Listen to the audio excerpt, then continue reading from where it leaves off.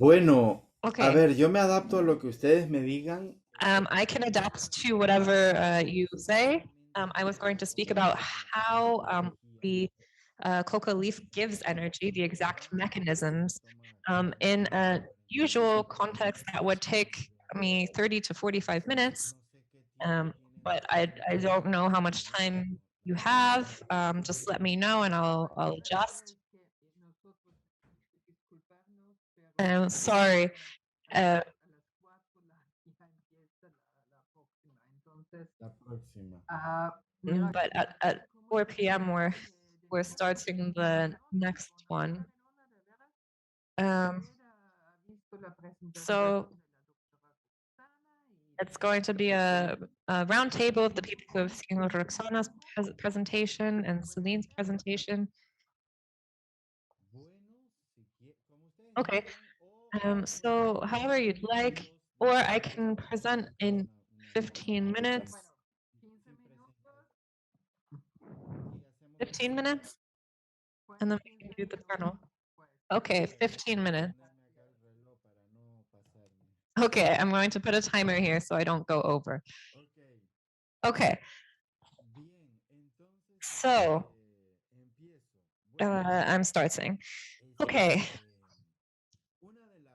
One of the most notable aspects of the coca leaf is the way in which it provides energy. This is it's very conspicuous. And anyone who has chewed coca leaf before would have begun to hear, to really feel a profound impact on their energy level. I did my master's, or I did a master's in medicinal herbal medicine in Nanjing in China, where I learned Mandarin. I did all of my studies on plants there in China. And there's many tonics, many plants they use there, different concentrates. But honestly, I never found or encountered a plant with such a profound impact on energy as coca. So I was really, this was something that really stuck out to me, the energy that I felt when I chewed the coca leaf. So I was really curious about the mechanisms behind this. How exactly does it give us energy? And here we have 4 different aspects that I would like to mention. I can share my screen, correct?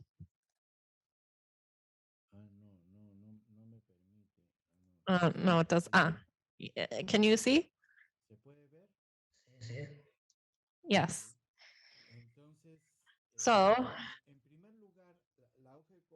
first of all, the coca leaf has many nitrates, just like any green leaf, like spinach, for example. These nitrates, which we see here, have very are very helpful for the microbiome within the mouth. So it means that we then have a lower amounts of bacteria. And this means it's interesting because these are bacteria that we have in very high concentrations in our mouths and also on our skin. So when these bacteria grow on the skin, when we're cleaning ourselves with soap, for example,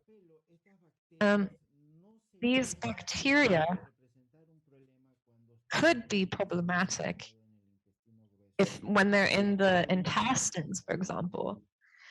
Although they are, when in too high an amount, although they are normal in a limited amount there too. So we're talking about excess of this bacteria in the intestine. But in the mouth, this isn't the case. In the mouth, they need to be predominant. So here we can see in this diagram how the mechanism works. We have our nitrates, NO3, in the mouth. When we ingest and more nitrates, they help to, to feed these bacteria, and then they become oxygenized. Here, in terms of these pathogens, um, we can actually control the stomach acid, but also this here we see how the stomach acid has a very important role in blood flow within our arteries.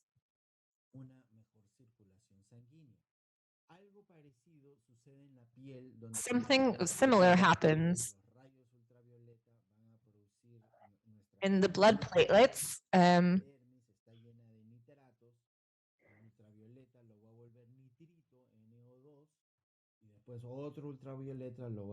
Something similar happens where it becomes nitrate or NO2. There's also a dilating effect. Now, these bacteria within the mouth, which are the Neisseria and Rosia genome, these actually have positive effects within the mouth. Then we also have Streptococcus, Veillonella, and Oribacterium.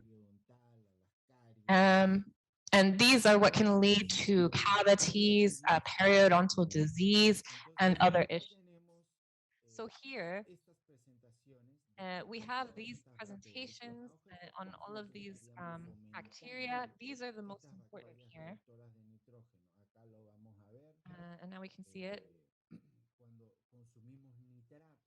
And when we consume nitrates,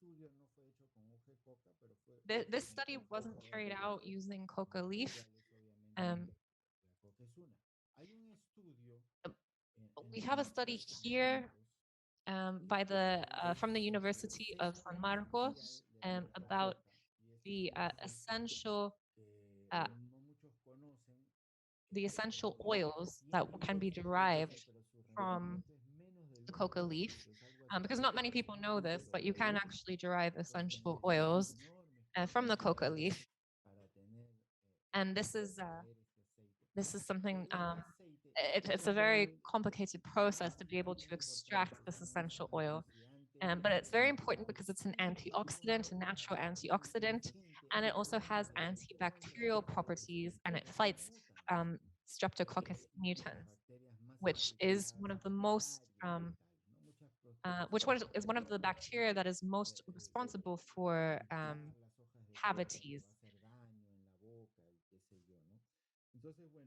So these are some of the different essential acids that comprise the coca leaf. There's quite a lot, just like with any plant. And then there was a study where we showed, or they showed that these essential acids have an inhibitory effect on the growth of Streptococcus mutans, which is the bacteria associated with the development of cavities. So they go to the mitochondria where they have a double effect, both stimulating and antibacterial. So this is a very complex mechanism, but it helps to regulate the mitochondria. Like for example, moniterodea, and it's important that it's there. In other words, here another aspect is related. The very high protein content of the coca leaf. It has in In 100 grams, there are 19.9 grams of protein, which is honestly comparable with beef, for example, and higher, much higher than quinoa or wheat. Uh, and here, of the proteins that comprise the coca leaf, we have arginine, which is also very has a lot of is very important to these mechanisms. Here, these three, phenylalanine, tryptophan, and tyrosine, are amino acids, and these amino acids, also tyrosine, which is a precursor to dopamine, and tryptophan, which is a precursor to serotonin. So here we can see the neurobiological effects of this plant.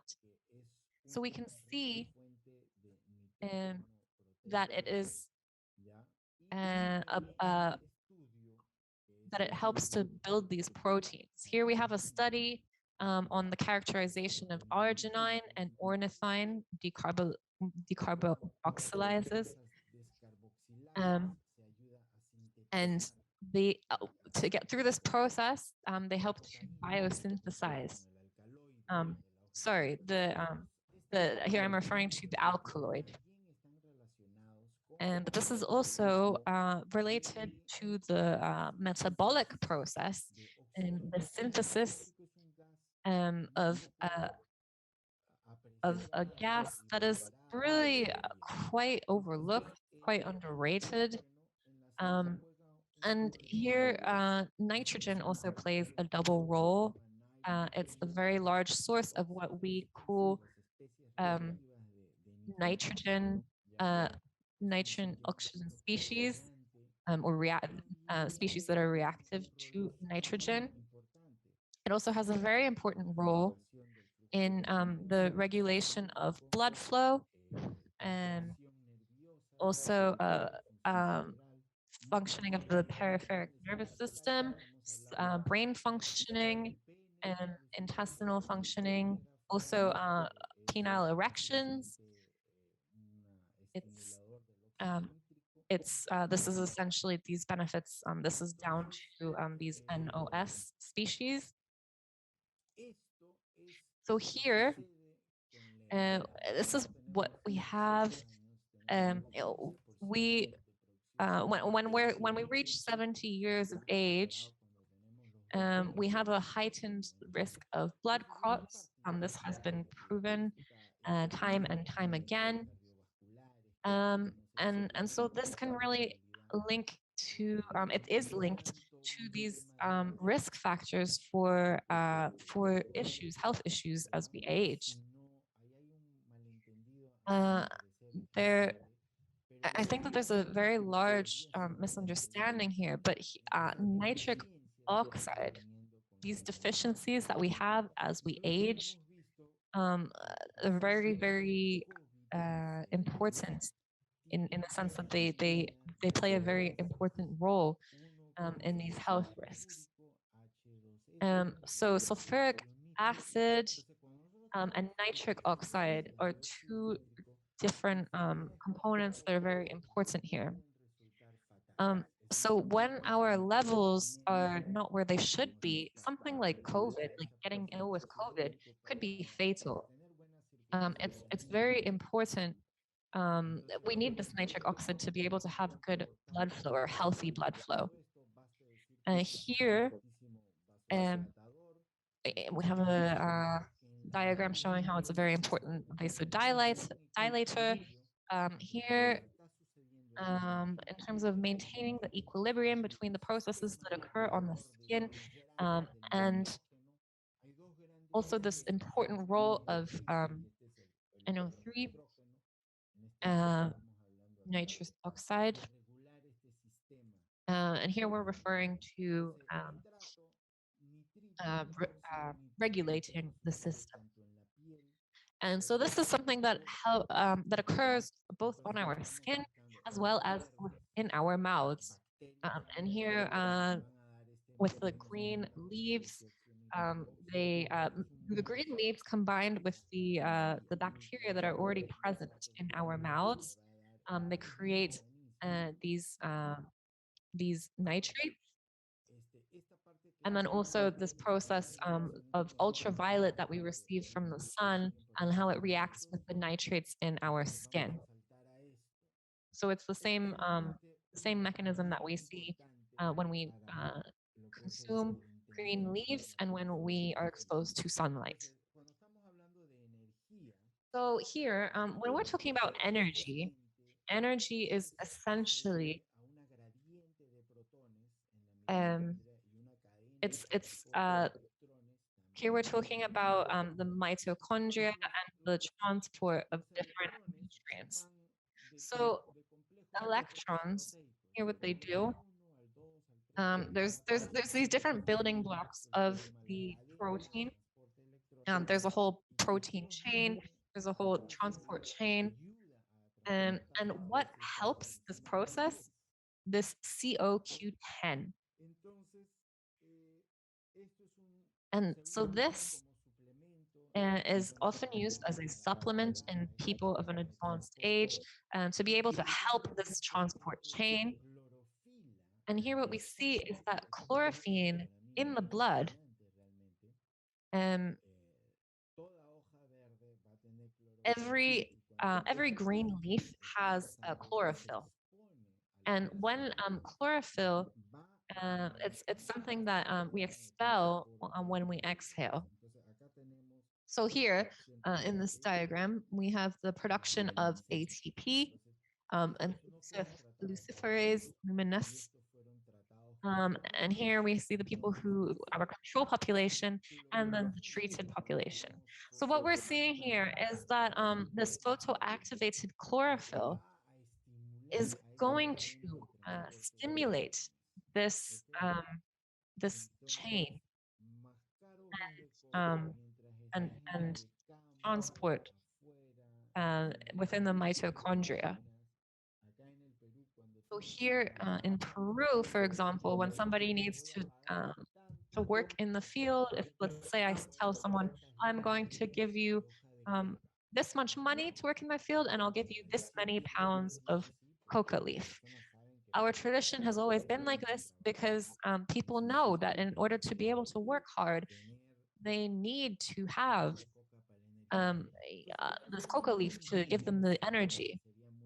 So this is a mechanism that I think is extremely interesting to explore. Another great benefit of the coca leaf is its calcium content, which of course calcium also helps to regulate our mitochondria. This is it's actually one of the best sources of calcium. Here compared with sesame seeds, for example, it's over twice as much. Um, and these values are per 100 milligram or 100 milligrams.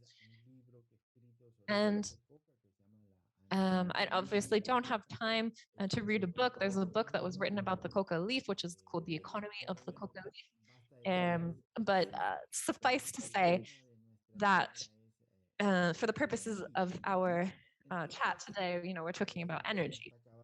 So I'm running out of time already, but I just wanted to mention if you can give me 2 minutes to wrap up my idea. These are the alkaloids that have been identified as being naturally present within the coca leaf. There are 14 in total. Of course, there's this misconception. People say, well, yeah, but it has cocaine, it's toxic. But really, the truth is that we shouldn't think about cocaine all the time because there's also these other components, like, for example, egnomine. So when you're consuming coca leaf orally, there's 0% of cocaine. It turns only into egnomine. So this is something that we really need to focus on, that we really need to emphasize, that we need to spotlight in our studies, are the physiological impacts of egnomine. And cocaine needs to be snorted or administered intravenously, but coca leaf does not. Um, so it can actually help to regulate blood sugar, as I believe the previous speaker mentioned. And now, um, even so, we know that the coca leaf is a dopamine reuptake inhibitor. So what dopamine does, as we can see here in this image, um, is that dopamine remains in the synaptic cleft for more time. This is what we refer to, more generally speaking, or in more layman's terms, as an energy boost. So here we're talking about dopamine and the impacts. We're used to talking about the impact of cocaine on dopamine, but clinically, what can we look at? Here we have the mesolimbic system. When it's pathological, this means that there is an excess of dopamine uh, in these uh, in these processes. And this can actually has been linked to psychosis and schizophrenia. Um, so you might think that, well, okay, someone who has a risk for this shouldn't consume coca leaf because it might make their condition worse. But actually, what we have found is that coca leaf can have a very positive impact and can be beneficial for people with schizophrenia. Um, because um, for example, it's like in the case of phytoestrogens, which is something that has been linked to breast cancer, and then people think that, oh well, if I consume food with phytoestrogens, I'm going to have a larger risk, a higher risk of cancer. But it's actually the opposite. People who consume more, it actually has an inhibitory effect, and it prevents too much from being generated within the organism. So I think that it's quite likely that something very similar is occurring here, where when we consume this plant or when we chew this plant, it actually inhibits this excess of dopamine. Um, it's also extremely useful in treatment of Parkinson's, um, which is an incurable disease. People who or these people have to take their medication and every 8 years. And someone who, if they chew coca leaf, they might be able to last even 10 to 12 hours before the tremors begin again. So this is the last thing. I don't have time to explain it, but I'm going to mention it. Coca leaf is also extremely rich in iron. Here we have a study done on the iron content. We can see in red here how the coca leaf actually increases um, uh, iron. So here it has effects that can ward off low iron levels. So it regulates nitric oxide. It promotes the generation of hemoglobins. It's anti-anemic. It's a dopamine reuptake inhibitor, and it's extremely rich in chlorophyll, which activates the transport chain of mitochondrial electrons. Okay. So with that, I almost made it within 15 minutes, just about. But I'm going to stop sharing here. And for those who chew the coca leaf, there's a very important word. Um, in culpi means dove, somho means heart. So what this means literally is that my heart beats its wings like a dove. And that's the phrase. Um, Those are the words that we say in gratitude when we chew the coca leaf. So thank you very much. Thank you all for your time and for listening. Some words about the coca leaf. Thank you so much, Dr. Barrio. Sorry for the technical difficulties. And conocimiento al respecto. It's very clear that you're extremely knowledgeable. And thank you for complementing the presentation, prior presentations. It's a shame that we don't have any time. Well, Gabby, do we have any time for questions and answers? It was about 10 minutes, 11 minutes. Okay. A los oyentes, pues si hay preguntas para Roxana. Okay, so does anyone have any questions for Sasha, Roxana, or Selene? Comentarios, alguna aportación. Questions, comments?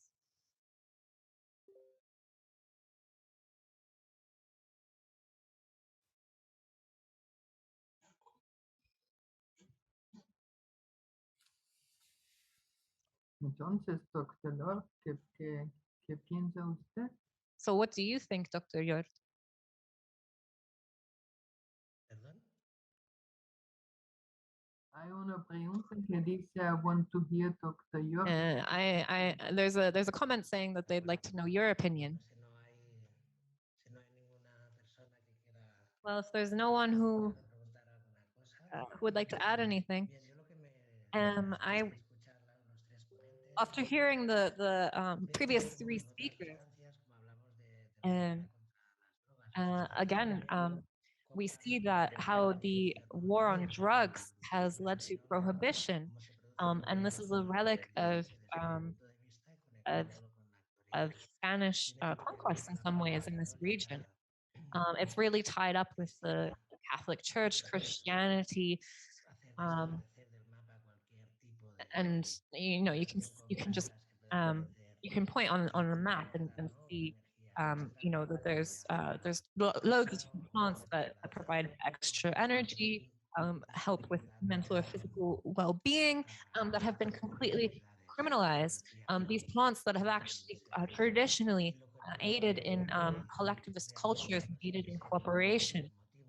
And so, honestly, it's part of colonization to have tried to disenfranchise us of these traditional uses, because it also sabotages this element of collectivism and unity that was present in the cultures before.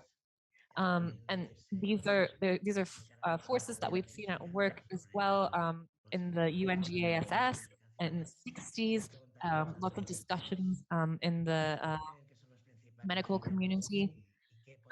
And so, outside of a context like this, a webinar like this, what can we do to really raise awareness and to advocate for better understanding and for the rights to this traditional use? This is what we need to focus on. Thank you very much. Thank you for all of the knowledge and expertise that everyone has shared.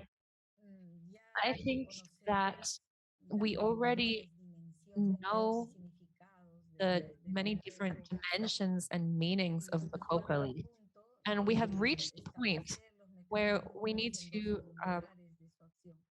we can establish its mechanisms and how it functions, how it works. However, I don't think, but rather I feel that our knowledge, our current knowledge, is only just emerging when compared with the development that occurred in antiquity. So I'm currently running 3 different studies, one in the field of psychiatry, one in neurobiology, and another in medicinal therapy. And unfortunately, because of the criminalization of the coca leaf, I'm not able to, we're not able to transport more than a very small amount. So that is a huge limitation for us. Another limitation is this concept of discrimination, of criminalization. That really has a mental burden when it comes to this conversation about what is the coca leaf. Until the coca leaf is decriminalized, it won't be possible to study it appropriately at the level that we need to. Bolivia is proof of this.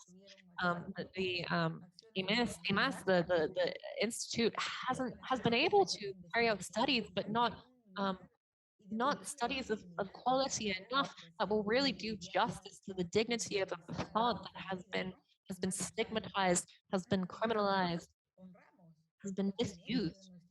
We honor the knowledge and the teachings of our ancestors because it was their legacy that we have inherited. This green jewel that we use to survive, that we use to adapt to our environment, that we use to communicate amongst each other, that we use to strengthen our communities to be able to work together more closely and to be able to sustain our genetic line, our lineage. All of these things here in Peru, all of these things will continue to be impossible to achieve if we do not manage to uh, implement a law that permits the medicinal usage of coca. I think that this is the responsibility of the government um, to provide the legislation needed, to provide the awareness and education needed. I would recommend the Ministry of Education to that they give all the students a book about the anatomy of the coca leaf. Debieran estudiar lo que ha All of publicado. students really should be able to study this. All students should be able to learn what we have heard now from Dr. Barrio, Dr. Roxana, Dr. Yor. And they should know about the different uses, the nutritional uses, ritual uses, spiritual uses, the many dimensions and meanings that it has. But we have to start from a government policy because at the moment there's we're very limited and the ancient traditions are at risk of becoming extinct. These therapeutic uses, uses as a food source. Um, I've been using I've been using it for cancer patients, for example, or to help repair tissues. And it's very difficult for us without the needed legislation, when we are prohibited from being able to even transport this. Thank you. Roxana, que el micro apagado. Roxana, you have the last word. Igual felicitar a los disertantes. So, thank you to speakers. Thank you to the organizers of this event. I think that this advocacy around the coca leaf is something that we have been working on for decades. And it's something that we've seen exported as well, like with the Vino Mariana that I showed you, with the Coca-Cola. They have capitalized on the benefits of coca while criminalizing the traditional use of the coca leaf. And since it was made illegal, 3 different plants in 61, marijuana, poppy seed, and coca. These are 3 very important plants that have been criminalized. 3 plants that really had a nice symbiotic relationship with society before. We've also seen that we need to protect. There's several species of vegetables that we need to protect. So these I think that this all goes back to economic interests that they don't care about the anthropological significance, scientific significance that these plants could have. Coca leaf has been extensively studied. Much research has been carried out, but they haven't been acknowledged by society at large because these are very kind of insular studies. Like, for example, the study done by the World Health Organization itself, I think in the 70s. I don't remember the exact year right now, but they haven't been made visible. People don't know about this information. So in Bolivia, the policy has changed a little bit, but more, or the politics of the government, but also at the moment they're trying to make changes in Peru to introduce legislation to help regulate the use of coca. But in Bolivia, in the use of coca leaf is very widespread, especially now in the context of the COVID pandemic, where we have a lot of people who are going back to feeding themselves well, exercising well, all of these factors that help improve health or not. So I think for COVID, it's this is something very important, but not just for COVID, but also for future potential pandemics. So if it's part of human legacy that we need to acknowledge the significance of these plants. So I think the groups that are defending and advocating for the coca leaf are we all know that this is a very good leaf, but the people who don't, the people who are from outside the region also have the right to be able to enjoy the benefits of these plants. So we are well past the point of needing to legalize or decriminalize. And I don't know how it works in Europe, for example. I know exportation is prohibited.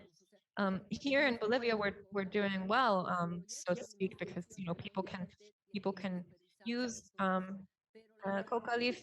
It can be used. People who are carrying out studies can use it, but everyday people are not allowed to. So we are seeing more favorable policies more recently, but there's still so much more work to do, and we need to support each other. So my congratulations to Dr. Sacha. He's very well known for his books, and also Dr. Celine. So thank you so much for your work and for your opinions. Muchas gracias.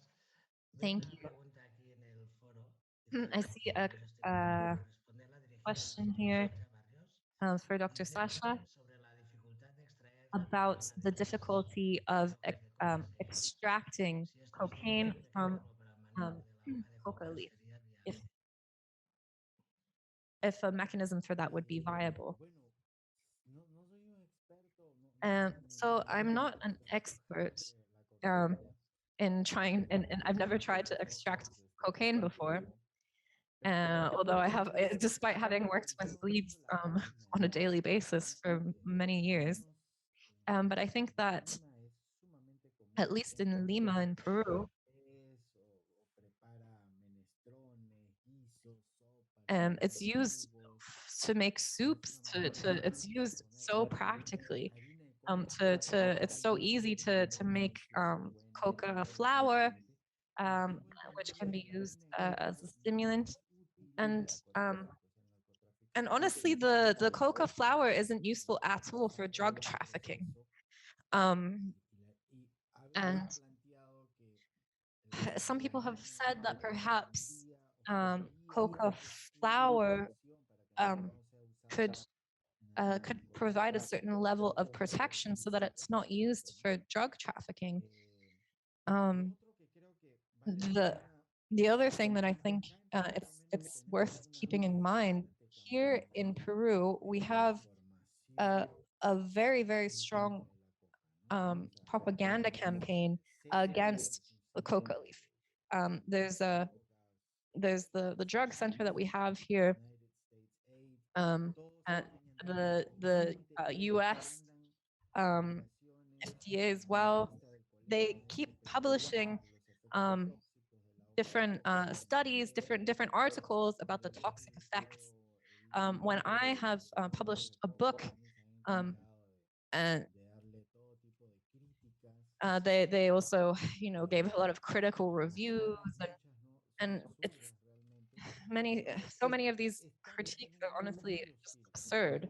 So we just to sum it up, we're in a very hostile environment at the moment, a very hostile situation. There's a lot of risk for anyone who dares to defend the coca leaf. And there's also a lack of knowledge, a very severe lack of knowledge. And many people falsely believe that, oh, it's so toxic, it's so dangerous, so harmful. It's very interesting to contrast the case of Colombia with Peru, where they have a very much more limited concept of the coca leaf. In the population there, they see it as inherently linked or intrinsically linked to the drug trade. So I think that it's important to raise awareness and really educate people on the truth. So an event like this, an event like today's, is key, because these sources of information that we need to be able to spread this information. So I think that this knowledge and research on the properties of coca has always remained on the fringe, and it's never really been widely distributed. And I was able to publish in the largest scientific publication in Latin America. And actually, tomorrow I have a meeting to go over the diagrams and everything. So it seems that slowly we may be succeeding in being able to reach the more general public. Because really all of this misinformation, I think it's a key part of the problems that we are facing. Felicitaciones a todas. Thank you so much, and congratulations to all of you on your amazing work. I think that our encounter here today has been very fruitful in this sense. We've covered so much information in terms of the struggle against this war on drugs, which is truly, at the end of the day, a war against people. And it's, we have all these scientific experts who are not being heard. And I think that here today we have achieved the goal of helping to correct disinformation at least a little bit. So once again, thank you so much. Thank you to our speakers. Thank you to all the attendees. And we will see you in the next panel.